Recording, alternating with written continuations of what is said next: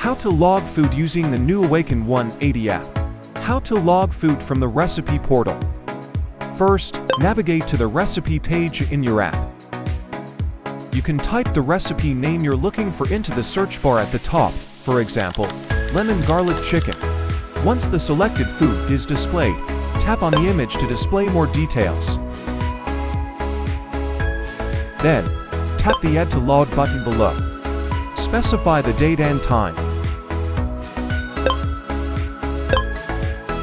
Then, select the meal type, for example, breakfast. Tap on the Add to Log Food button below. You will receive a confirmation message that you successfully created a custom meal out of this recipe. Now it's time to adjust the serving size or fraction of the meal based on the food you're consuming.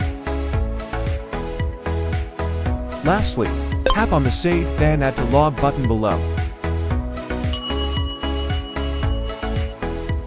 If you have questions and inquiry about this topic, contact us at 413-307-3758 or email us at support@awaken180weightloss.com. Thank you.